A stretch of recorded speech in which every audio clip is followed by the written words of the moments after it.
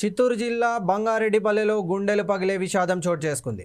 ఒకే కుటుంబానికి చెందిన నలుగురు సామూహిక బలవన్మరణకు పాల్పడ్డారు. బంగారెడ్డిపల్లెకు చెందిన దామోదరం నిర్మల దంపతులకు కుమారుడు రాజేష్, కుమార్తె శ్రీవిద్య ఉన్నారు. కొద్ది రోజుల క్రితం భార్య నిర్మలకు అకస్మాత్తుగా బ్రెయిన్ స్ట్రోక్ వచ్చింది. దీంతో దామోదరం తన భార్యను వేలూరులోని సిఎంసి ఆసుపత్రిలో చేర్పించి చికిత్స చేయించాడు. అయితే మిడిల్ క్లాస్ కుటుంబం కావడంతో వైద్యానికి భారీగా ఖర్చయింది.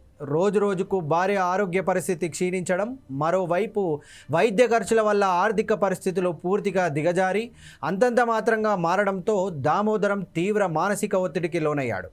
జీవితంపై విరక్తి చెంది కుటుంబంతో సహా తనువు చాలించాలని భావించాడు. ఈ క్రమంలోనే దామోదరం పక్కా ప్లాన్ ప్రకారం ఇంట్లో ఉన్న భార్య నిర్మల, కుమారుడు రాజేష్, కుమార్తె శ్రీవిద్యలకు విషమిచ్చి హతమార్చాడు. ఆ తర్వాత వారు మరణించారని నిర్ధారించుకున్నాక తను కూడా ఇంట్లోనే ఉరివేసుకొని బలవన్మరణకు పాల్పడ్డాడు. ఉదయం ఎంతసేపు అయినా ఆ ఇంటి తలుపులు తెరుచుకోకపోవడంతో అనుమానం వచ్చిన ఇరుగు పొరుగు వారు లోపలికి వెళ్ళి చూడగా నలుగురు విఘాత జీవులుగా పడి ఉండటం చూసి షాక్కు గురయ్యారు.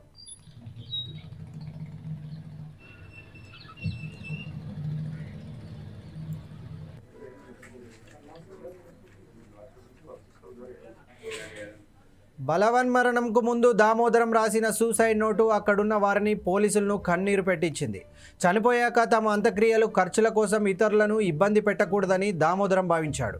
తన అంత్యక్రియల ఖర్చుల కోసం తన బ్యాంకు ఖాతాలో ఉన్న డబ్బుల్నే వాడుకోవాలని ఆ నోట్లో కోరాడు.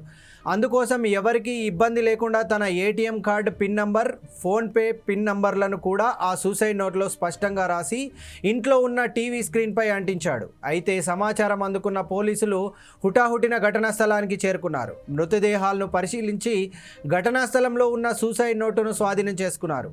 అనంతరం మృతదేహాలను పోస్టుమార్టం నిమిత్తం ఆసుపత్రికి తరలించారు. వారి సామూహిక ఆత్మహత్యకు ప్రధాన కారణమని ప్రాథమికంగా నిర్ధారించిన పోలీసులు కేసు నమోదు చేసుకుని దర్యాప్తు చేస్తున్నారు. దామోదర్ అనే వ్యక్తి కుటుంబ సభ్యులతో కలిసి ఆత్మహత్య చేసుకున్నట్లు మనకు ప్రాథమికంగా తెలుస్తుంది. వాళ్ళ భార్య నిర్మలకు గత 10 సంవత్సరాలుగా బ్రెయిన్ స్ట్రోక్ తో బాధపడుతుంది. ఆమెకు ఎన్నో హాస్పిటల్స్ తిరిగినారు. ఆమెకు క్యూర్ కాలేదు. ఆమె యొక్క క్యూర్ కాదు, ఆమెకు చనిపోతే పిల్లలతో కష్టమని అతను దామోదర తన యొక్క ఇద్దరు పిల్లలతో వాళ్ళ భార్య నలుగురు కలిసి చనిపోయినట్లు మనకు ఇక్కడ ప్రాథమికంగా తెలుస్తుంది. బాడీలను చిత్తూరు ప్రభుత్వ ఆసుపత్రికి తరలిస్తాము. ఆ నివేదిక వచ్చిన తర్వాత తదుపరి వివరాలు వెల్లడిస్తాము. ప్రస్తుతానికి కుటుంబంలో నలుగురు చనిపోయి ఉన్నారు.